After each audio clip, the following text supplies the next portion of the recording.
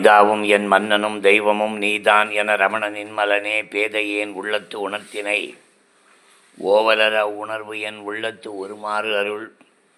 அன்பார்ந்த ஸ்ரீ ரமண பக்தர்களுக்கு என்னுடைய மனமார்ந்த பணிவான வணக்கங்களை தெரிவித்துக் கொள்கின்றேன். இன்றைய தினம் அத்வைத்தம் அப்படிங்கிறத பற்றி பார்க்க போகிறோம். அத்வைத்தம் வேத சம்பந்தப்பட்டது, நல்லா தெரிஞ்சுக்கணும். காலகாலமாக இருப்பது. சங்கரர் அதனை பிரபலப்படுத்தினார். சங்கரரும் அவர் குருமார்களும் அவருக்கு பின்னால் வந்தவர்களும் அத்வைதத்தை பிரபலப்படுத்தினார்கள். ஆனால் அத்வைதம் என்ற கொள்கை வேத கொள்கை. ஏகம் ஏவ அத்விதீயம், இது வேத வாக்கு. ஏகம் ஏவ, இருப்பது ஒன்று மட்டுமே. ஏவன மட்டும்னு அர்த்தம்.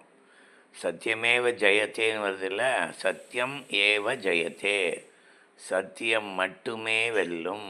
அதே போல் ஏகம் ஏவ அத்விதீயம், ஏகம் ஏவ, ஒன்றுதான் இருக்கிறது, ஒன்று மட்டுமே இருக்கிறது. அத்விதீயம், இரண்டு அல்ல, இரண்டு அல்ல. தாம்பா வேத வார்த்தை. அது வேத காலத்திலிருந்து அத்வைத கருத்துகள் இருக்குது.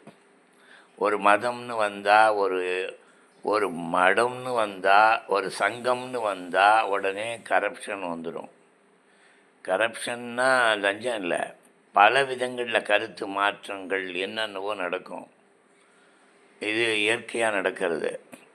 பெரிய தலைவர்கள் அதை தாண்டி எழுந்து நிற்பார்கள். அவர்களுடைய தத்துவம் நிற்கும்.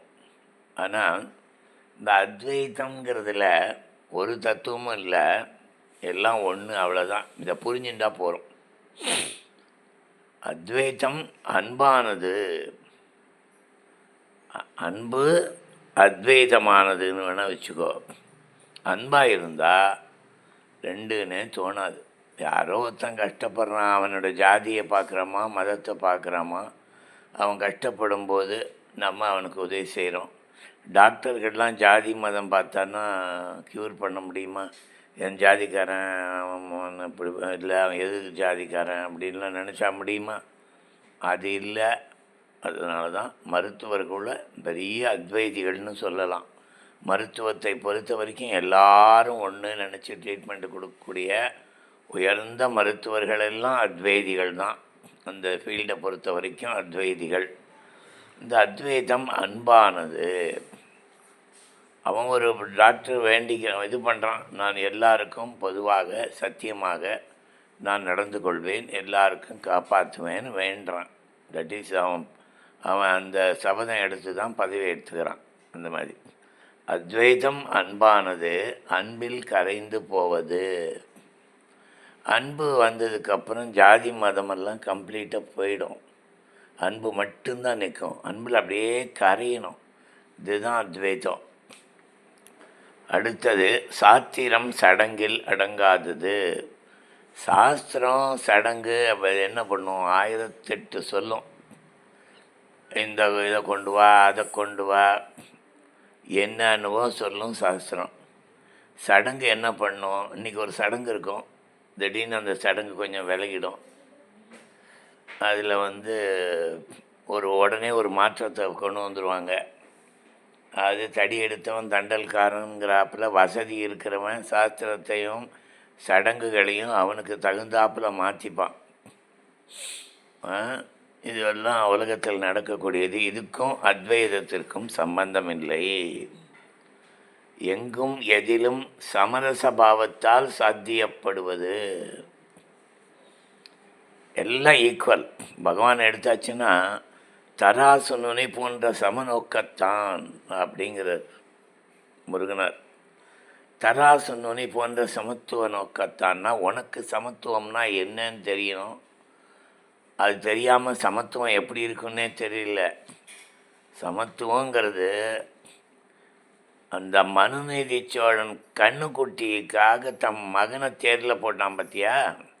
தேருக்கடியில் தன்னுடைய மகனை போட்டான் பாரு, அது பேர் சமத்துவ நோக்கம். அதுதான் வாழ்வின் லட்சியம்.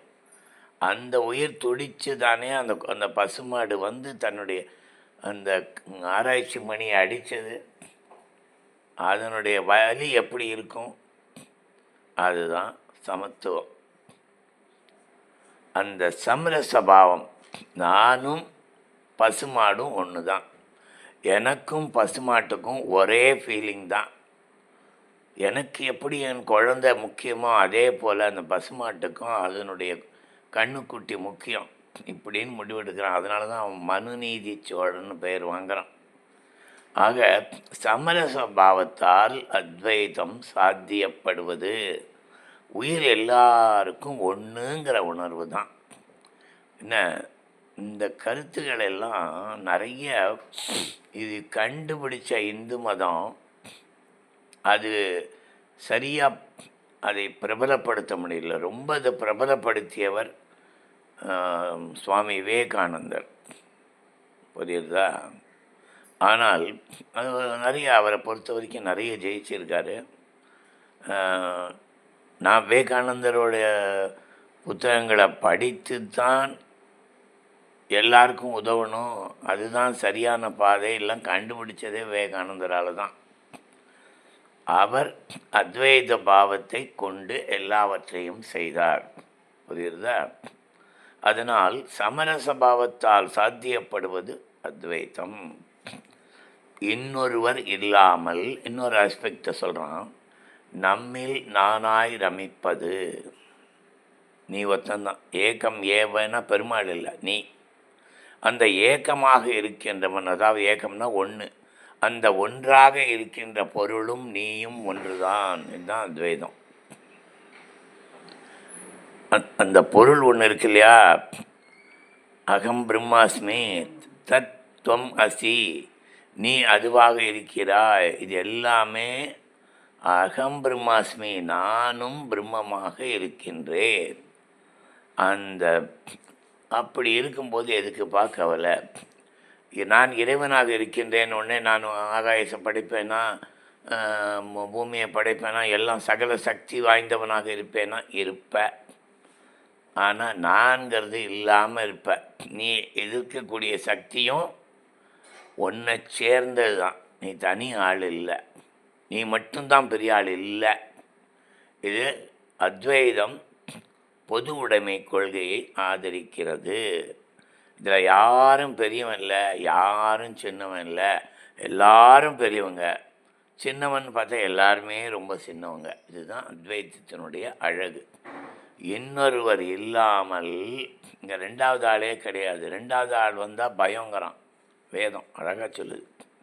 இன்னொருவர் இல்லாமல் நம்மில் நானாய் ரமிப்பது. நமக்குள்ளே நம்ம சந்தோஷப்பட்டுக்கிறோம். எல்லாரிடமும் ஒரு கனிந்த முகத்தோடு பார்க்கின்றோம். விவேகானந்தர் சொல்வார், உனக்கு இன்றைக்கி துக்கமாக இருந்தால் வெளியில் வராத, கதவு சாத்தின்னு உள்ளே இரு. உன்னுடைய துக்கத்தை வெளியில் பறை சாற்றாதே, வீட்டுக்குள்ளே அடங்கியிரு. என்ன சொல்கிறாருன்னா, எங்கும் எவ்விடத்தும் ஆனந்தமாக இருக்க வேண்டும். அதுதான் அத்வைத்தம். புரியுறதா? நான் எனக்குள் கடவுளாக இருந்து ஆனந்திப்பேன். கடவுளாக இருத்தல் என்றால் கடவுளுக்காக சொல்லப்படுகின்ற அத்தனை கொள்கைகளோடு அந்த குணங்களோடு நான் விளங்குவேன். புரியுதா? அப்படி இருந்தால் எல்லாமே எனக்கு நடக்கும். அப்போ நான் தான் கடவுள். நானாய் ரசிப்பது, ரமிப்பது. நான் ஒருவன் தான் இருக்கணும். நான் தாங்கிறதுல அதான் முன்னால் ஒரு நாள் ஸ்கூலில் பேசும்போது சொன்னேன், நான் என்பது எல்லோருக்கும் இருக்க வேண்டும், ஆனால் நான் தான் என்பது இருக்கக்கூடாது. புரியுதா? நான் எனக்குள்ளே சந்தோஷமாக இருக்கேன், அதே போல் நீ சந்தோஷமாக இரு. எல்லாரும் சந்தோஷமாக இருப்போம்.